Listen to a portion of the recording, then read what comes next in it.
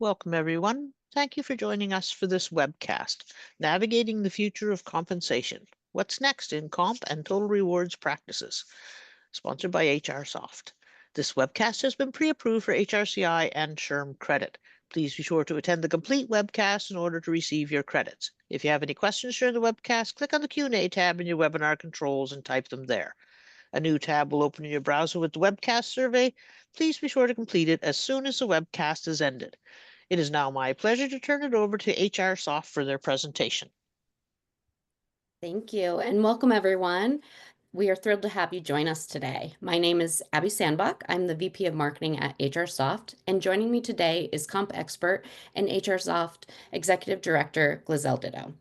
If you have any questions during the webinar, please feel free to put them in the Q&A. We will make sure that at the end of the webinar, we save time to answer all questions. With that being said, go ahead, Glizelle, take it away. Thank you so much, Abby. Again, my name is Glizelle Ditto. I lead our solution consulting team here at HRSoft, and I also work very closely with our strategies here. So it's really kind of my job to keep up with what's going on in our industries and understanding what our customers and our prospects are really facing as we're thinking about all the changes that we're undergoing. So as we get started, I wanted to start out with initially just a poll for the audience here. The first poll that's going to come up here, you should see that on your screen. Which compensation strategy do you believe is the most effective in retaining your top talent? So I know it's hard to pick one, but wanted to kind of get an understanding for where our audience is today. I'll give you a few seconds to respond to that.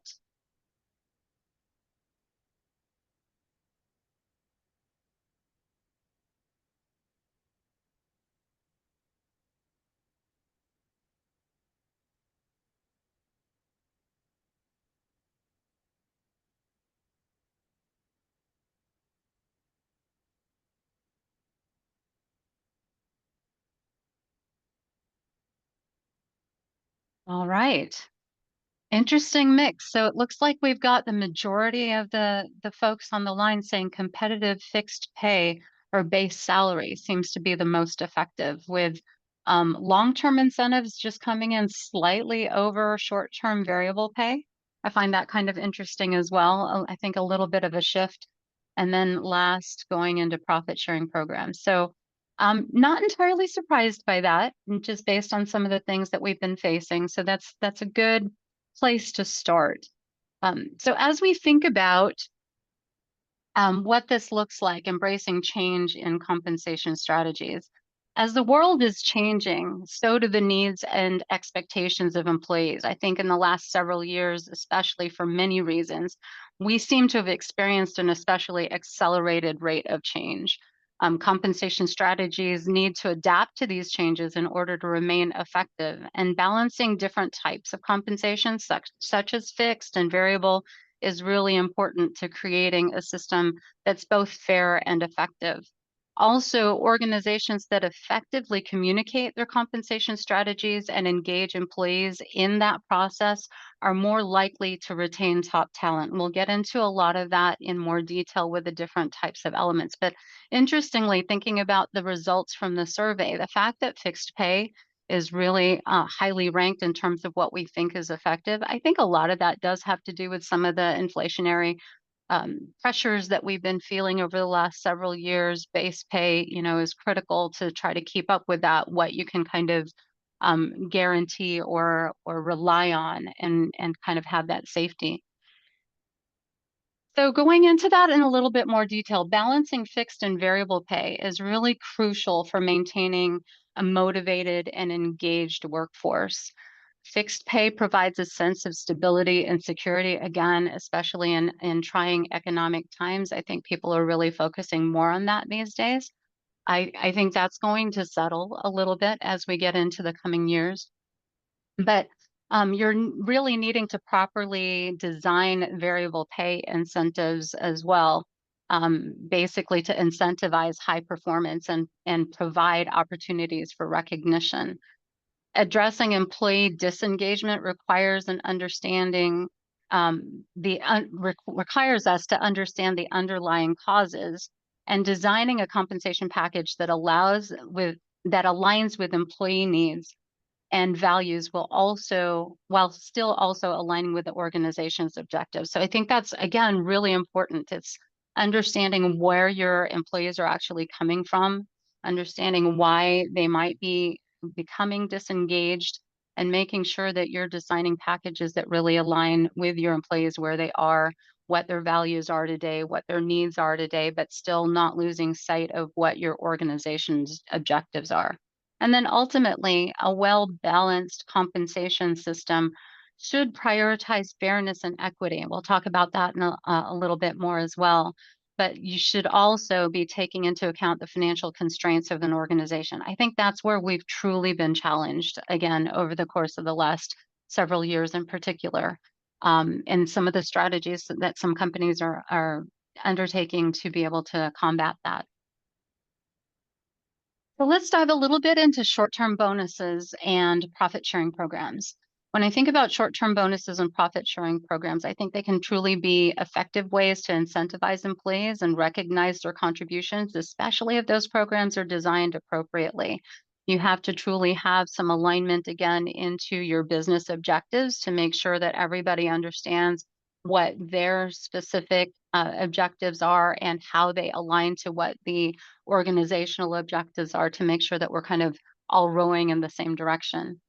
By rewarding immediate achievements and linking bonuses to performance metrics, employees are more likely to be motivated and engaged in their work. And I think one of the trends that we're also seeing in this area is maybe deviating from some of those traditional annual programs and at least starting to look at metrics on a more frequent basis. Again, we're all in a very rapidly changing business environment these days. And sometimes that means you need to reevaluate some of your objectives quarter over quarter and have kind of shorter timeframes to meet those objectives so that you can pivot, coming that next quarter. I've even seen some organizations that have gone to different types of monthly incentives where they traditionally would not have been. And then in addition to that, having some different types of recognition programs that might be available to employees as well, whether they be spot bonuses or different types of award programs. Again, really rewarding people for their achievements as they happen. Now, creating a sense of ownership through profit sharing can also lead to higher levels of motivation and job satisfaction. I've seen some organizations start to introduce different types of profit sharing programs again, where they traditionally may not have in the past. In my experience, again, I've seen organizations really use a mix of these different types of bonuses or incentives in their organizations. And often it's aligning with different types of employees with different motivators. So if you think about your employee population, and I come from a retail world in the early days of my compensation practice, what incentivizes somebody who works on the retail floor is very different from what incentivizes somebody that works in a corporate environment. So you need to keep that in mind as well. And sometimes, again, that will require different types of incentive programs that you're implementing and making sure that you're actually doing that strategically and motivating those employees where they are. The next area, and again, I find interesting from the original survey that we just did, that long-term incentives, according to the audience that we have here, are actually ranked a little bit higher than short-term incentives. Again, if I think about this from a few different angles, you think about long-term incentives in terms of equity or deferred compensation, they can really be powerful tools in retaining and motivating employees over a long period of time. I think part of that too is if we think about even the inflationary pressures that we're experiencing, we may have introduced some long-term incentives for that, in essence, like a delayed payout, but also looking at the overall success of your organization and pushing for that success in a long-term rather than a short-term vision. These incentives generally align employees' interests with the company's success, and they create a culture of engagement and retention. I think what we've seen more recently is the expansion of long-term incentives beyond that top management that traditionally receives those types of awards. So that can help to promote that culture of ownership, help to engage throughout the organization. and then ensuring the long-term growth and success of the company. So again, I think it's an interesting trend that some organizations that have traditionally given these types of incentives to the executive levels have started to trickle that down further into the organization. I'd say especially in some of these enterprise larger organizations where you may bring it down to director level or even below that. And I've even seen some organizations that have gone to long-term incentives throughout their entire company, throughout the entire employee base. So again, you're seeing some of that, I think, more less traditional aspects of how long-term incentives are awarded. So with that, I'm going to go to the next polling question just to dive into the next area. How important do you think wellness and well-being programs are in total rewards packages?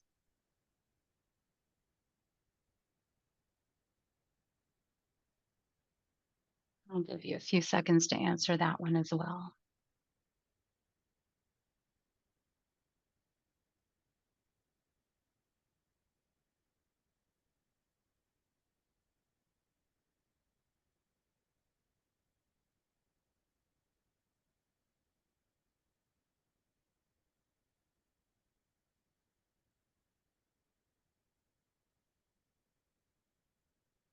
All right.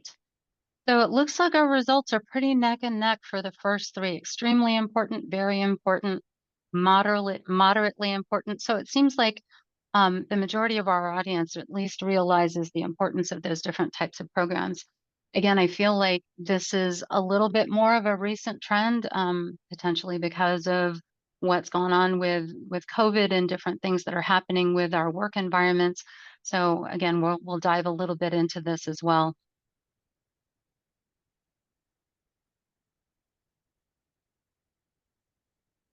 All right. So I think this is where we can start to talk about innovative types of total rewards. Innovative total rewards are really essential in attracting and retaining top talent, especially in the recent years. I think in addition to any traditional compensation like salary and bonuses, total rewards packages can include unique and comprehensive benefits. That can include things like health and wellness programs. We've added, I think, just in the course of even signing up for different HCMs out there and different solutions that can even offer a myriad of options to your employees. There's a lot of different wellness programs out there, and I think it's there's a big focus on, again, what's important to some of our employees. If you've got folks that are looking to stay healthy and being able to sign up for different types of fitness programs and such, any kind of free gym memberships and those types of things. I think those are getting introduced quite a bit across the board, as well as even alternative medicine is being introduced across the board as well.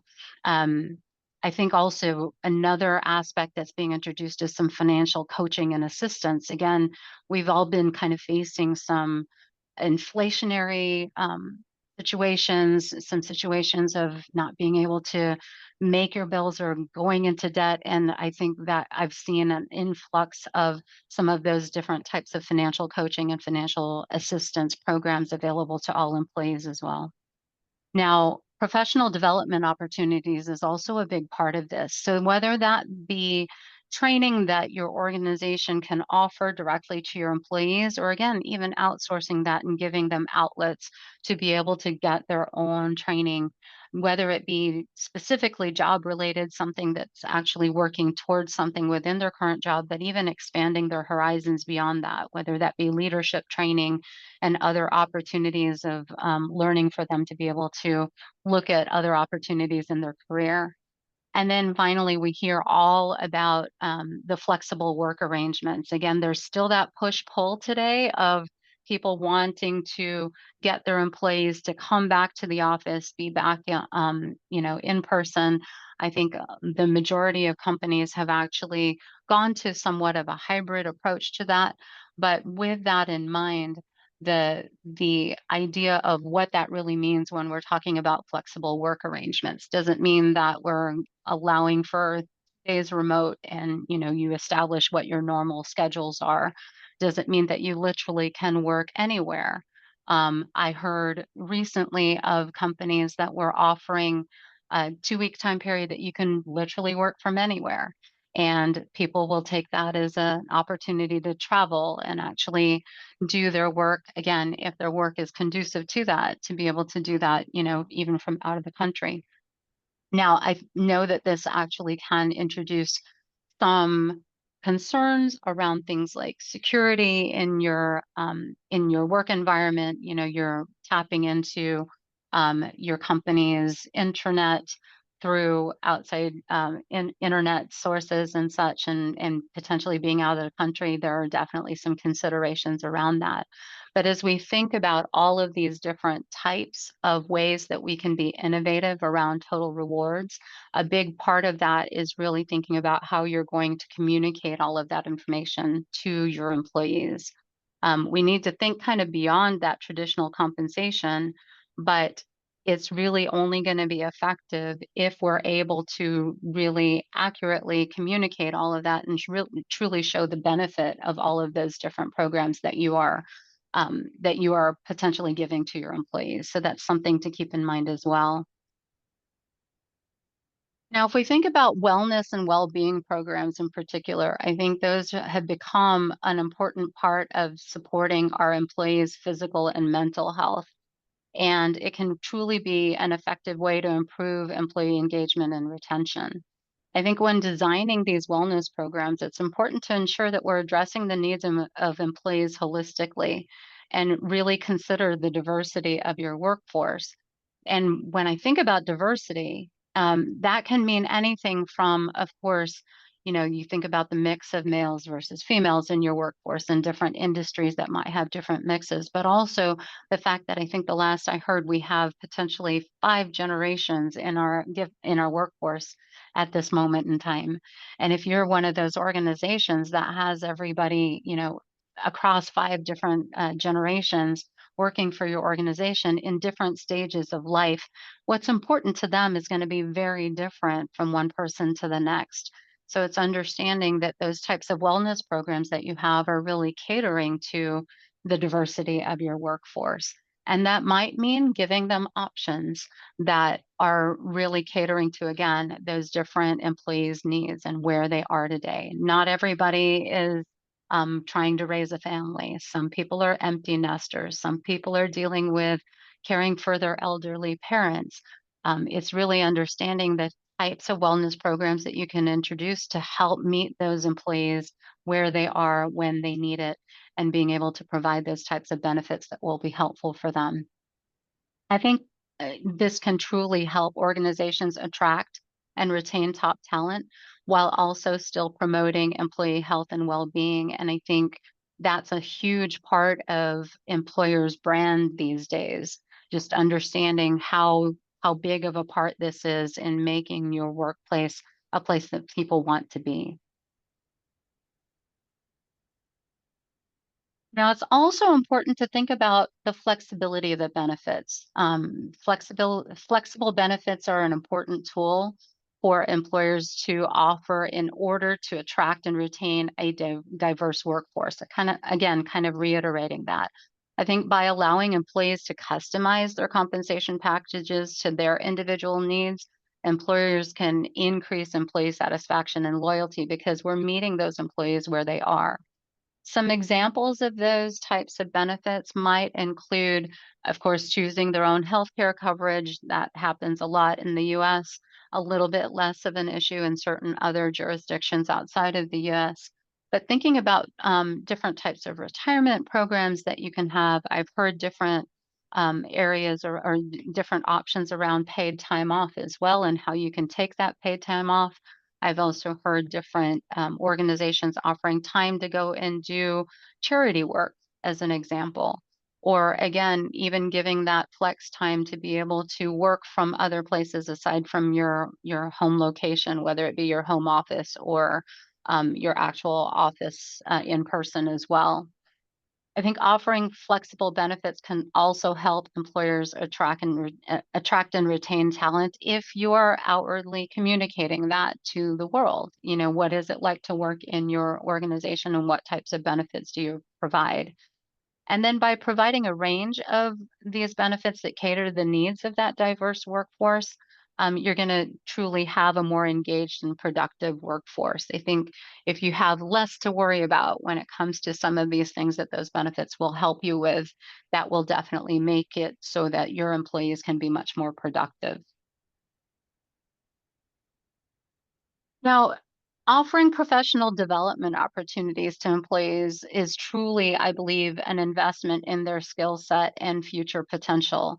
Again, I think this can go beyond what you traditionally think about as like training classes that you as an organization may specifically provide to them. Of course, that's absolutely crucial in thinking about how they can upskill themselves as an employee.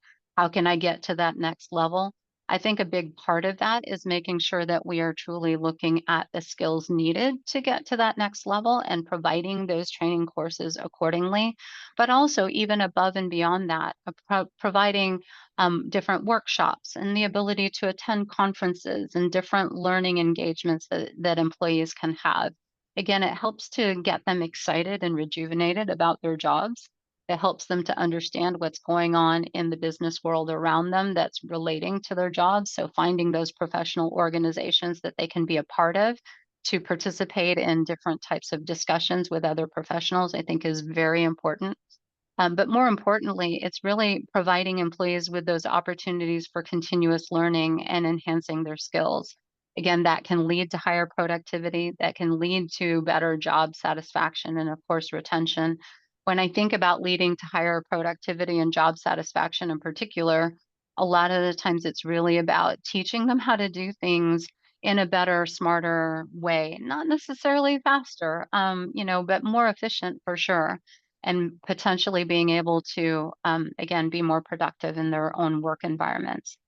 So not only does investing in professional development benefit employees, but also the organization's talent pool. So if we think about the movement that we're sort of coming out of, where you had a lot of people basically call it quiet quitting, all the different terms that we've come up with. Um, this helps to really build up our skill sets within the organization, build up our talent pools, and identify where we have people that can potentially move around within the organization. Maybe not necessarily in their obvious career track that they're in right now, but also to understand where they have interests elsewhere and to understand what types of career tracks there are beyond that. I think that organizations that prioritize professional development are typically more successful in really attracting that top talent and retaining them.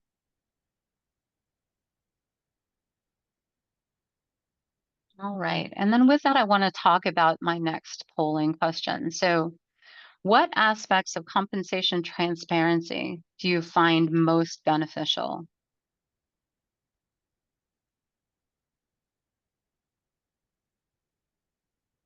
I feel like we can't get into a conversation about compensation and total rewards without talking about transparency these days.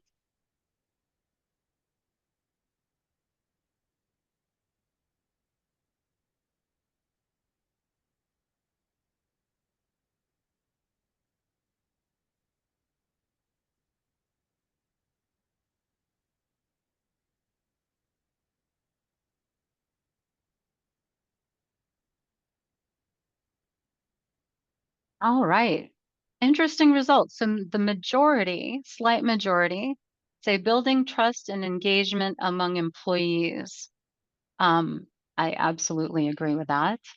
And the other three are kind of neck and neck. So clear communication about pay structures, understanding success criteria for bonuses and incentives, and ensuring pay equity across the organization. So it sounds like ultimately we're really focusing on building trust and engagement. So that's actually very interesting and very telling. So let's talk a little bit about pay equity and transparency. Pay equity and transparency are really important aspects of any compensation strategy. I think interestingly, in a recent survey that I found around that was around pay transparency practices today, only about 25 to 30% of companies are doing more than what is required by legislation. That means 75% are either only doing what's required or are still not being transparent at all. They're somewhere in that journey of trying to get there, but really everyone's just struggling to kind of transform their processes to start thinking about what's actually required from a legislative perspective and how are we executing on that, and are we truly managing to the I would say the purpose of that those pay transparency laws that are out there. The reality is, whether you choose to be transparent or not, an employees these days are now kind of self-proclaimed comp analysts. And what I mean by that is they have access to more data than ever before. Whether that's good, reliable data or not, who knows? You think about the places that they would automatically go to if I just simply Googled how much does a comp analyst pay? Um, so it's interesting to see that honestly they're kind of analyzing for themselves where they think they should be paid based on the information that they have access to. So it's really important to focus on ensuring fair and competitive pay, but also equally important to educate managers and employees in your compensation strategies, including how you determine what's fair and equitable according to your practices. I think that's where it gets kind of tricky, where we've been traditionally in the mode of not really sharing a whole lot unless you come from a government environment where everything is published and you know what the different rates are and the different pay ranges are right off the bat. Um, but the rest of us in the private sector tend to kind of keep that information tight to our breast, and we don't necessarily share all of that information. I think it can be an incremental sharing. I think, again, being able to, of course, be compliant to the legislation, but also making sure that you're doing it appropriately, that you're not exposing any kind of, I'd say, like large ranges that are not reasonable, that you're actually giving true information. I think part of that, what's really important around that is making sure that you understand what your actual strategy is, making sure that you're leveling your jobs appropriately. And that you can communicate in turn to managers who are the frontline people in front of those employees, and making sure that they are truly educated. Call it a Comp 101, type of a training that they need to get to understand how you've actually come to the conclusion of what those ranges need to be. I think it's also important to conduct regular audits to help identify and address any kind of pay gaps while promoting transparency in the compensation practice. That can improve that employee trust and understanding of the company's pay philosophy. And again, this goes above and beyond that base pay. It could be, of course, education around all those other things that are part of their total compensation package.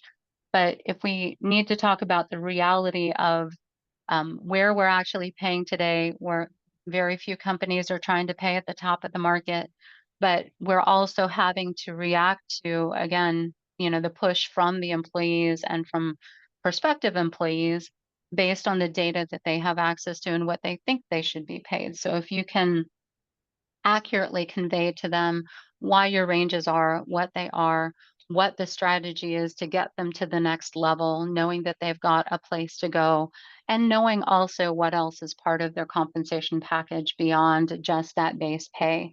Now, kind of backtracking a little bit in this as well, that could be leveraging some of that variable compensation component as well. So I have seen organizations, especially when it comes to some challenges in terms of how much we're able to give in salary increases and whatnot.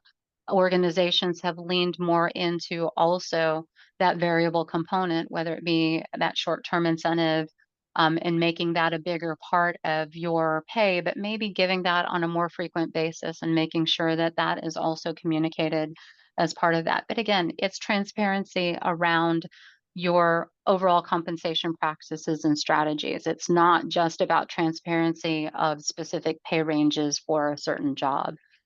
I think ultimately employers should be prioritizing pay equity and transparency in order to truly create that culture of fairness and equity.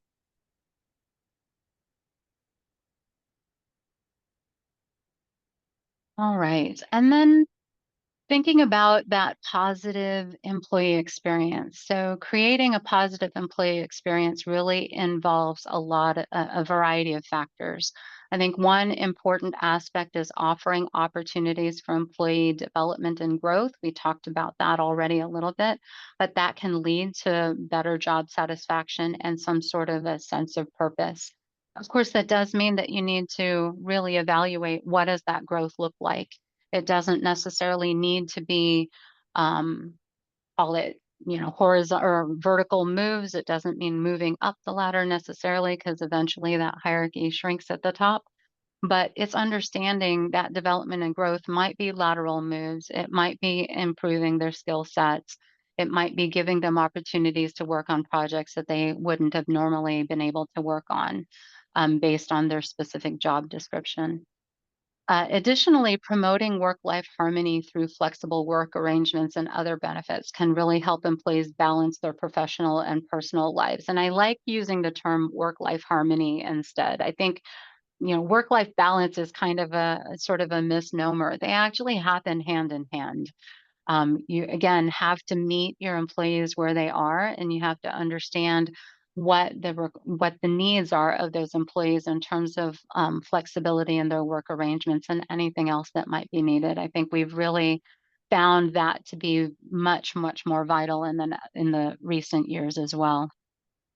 And then recognizing and rewarding employee contributions and achievements that can help to foster that culture of appreciation and motivation. Again, kind of in addition to that variable compensation component, it could be these different types of recognition programs, whether it's employee to employee recognition, maybe there's some monetary value to it, maybe it's choosing a prize from Amazon. It could be, lots of different things that I'd say companies are getting a lot more creative around, and being able to truly engage employees in what's going on around them and help employees to also lift each other up. That truly does help to foster that culture of appreciation and motivation again. And what would a conversation about practices and processes be without talking about AI? So I don't think we can really get away from the AI talk track no matter where we are and what we're doing. And I know that in recent conferences that I've specifically attended, whether it be World at Work or HR Tech or different types of user conferences for different vendors out there, AI seems to be still at the top of the list. I think AI and automation are truly increasingly being used in compensation management to enhance practices. But as we think about this as practitioners, we need to be cautious in when and how we use technology, and to make sure we aren't taking the people out of the process.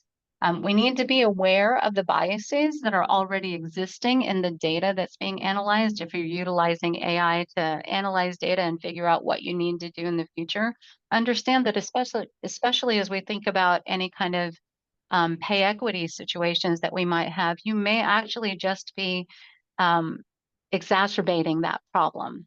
And if you're not teaching the AI solution to learn, the proper way to actually manage your pay equity issues, you're going to be compounding that through the reliance on such tools. So there has to be that human element in it, and you have to be actually, in essence, training the solutions to do the right thing.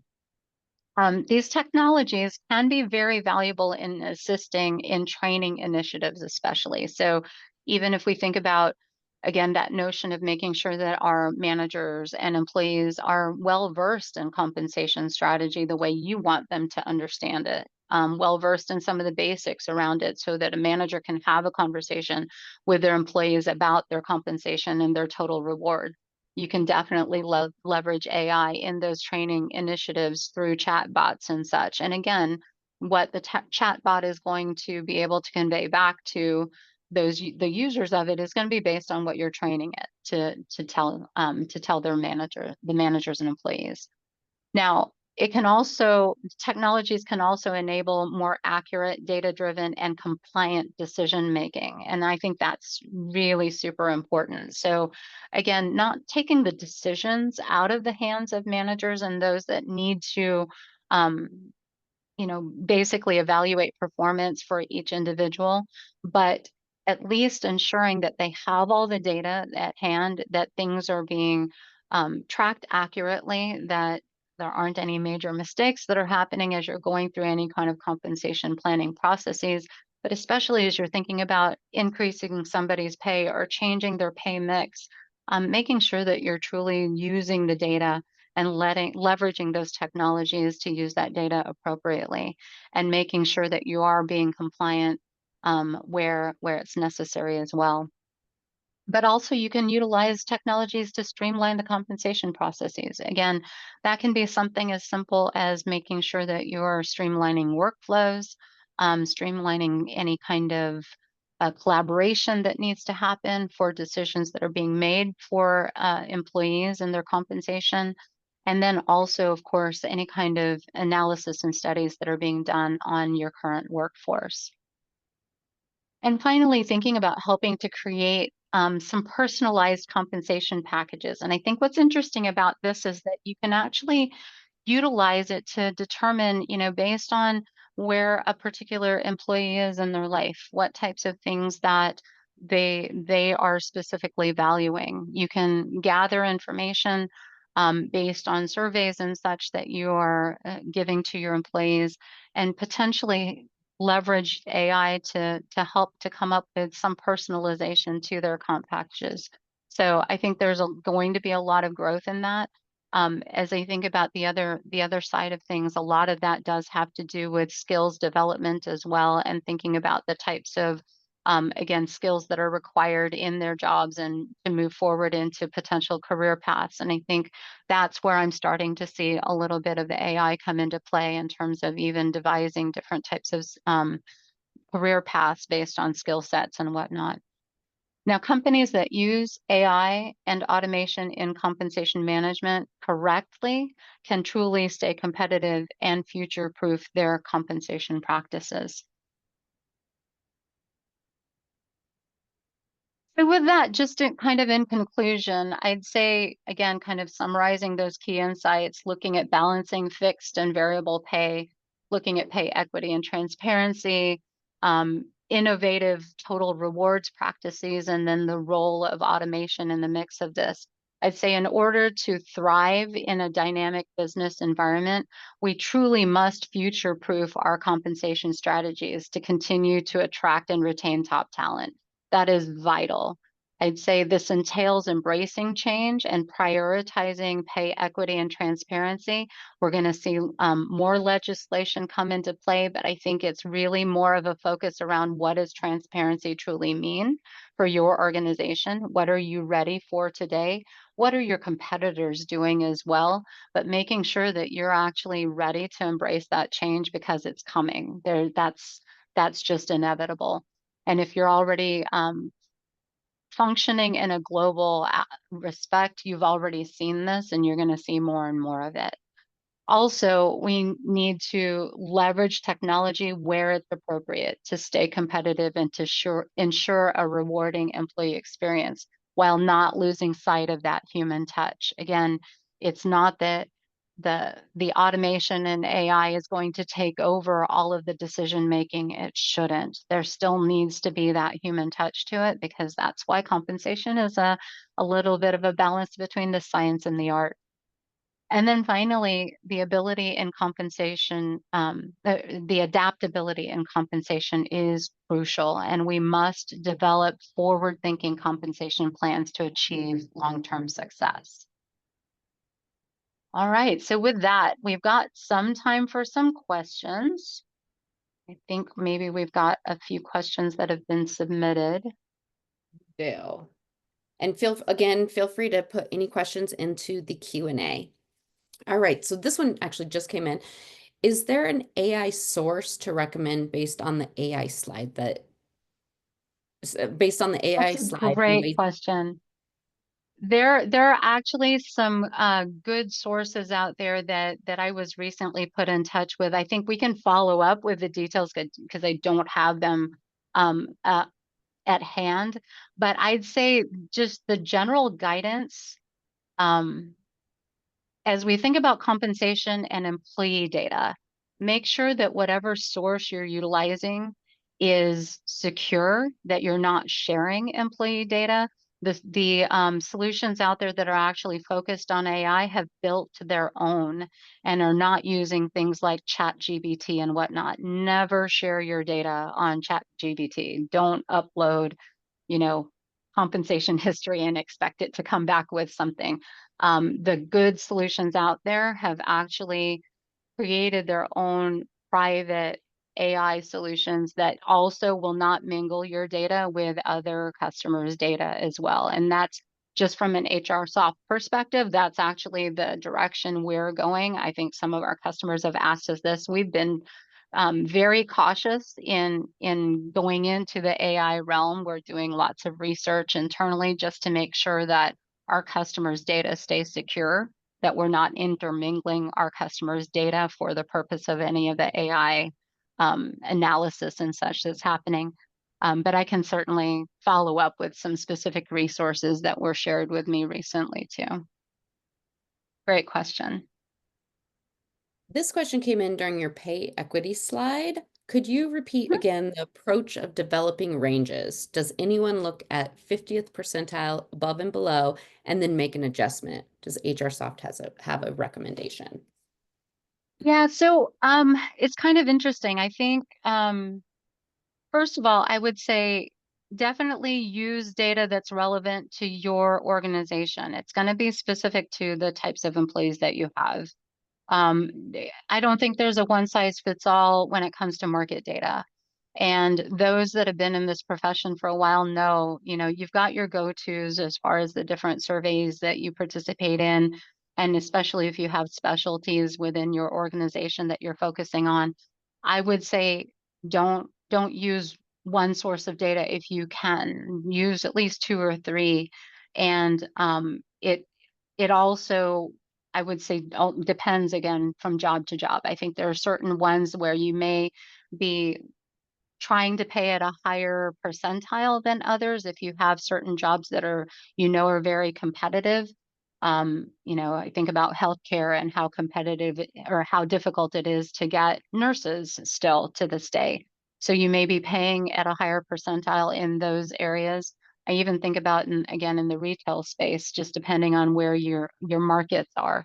But I don't see, I think organizations are kind of coming up with a blanket rule for themselves if they pay at the 40th or 50th percentile.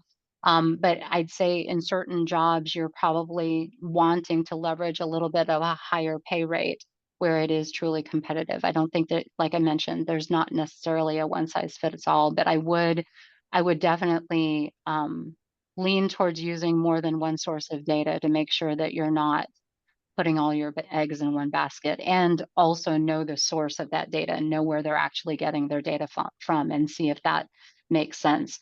And I think one of the things that a good piece of advice that I heard the other day too, there's a lot of crowdsourced data out there.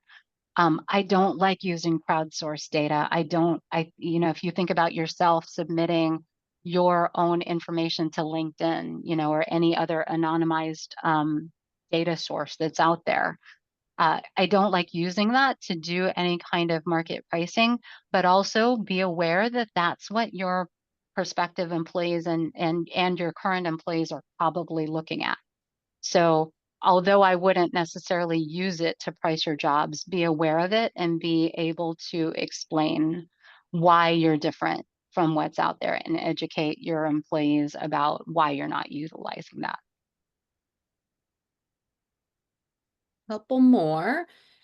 Have you seen different businesses put a price tag on remote work or work-life harmony and career development to be included in total reward statements? That's a great question. I don't know about necessarily putting a price tag on it, although I believe you could probably insert, I mean, we've seen some customers, some of the people that I've consulted with talk about an ROI, you know, based on the satisfied employee, based on not having to commute. You know, there are things that you can put a tangible number to.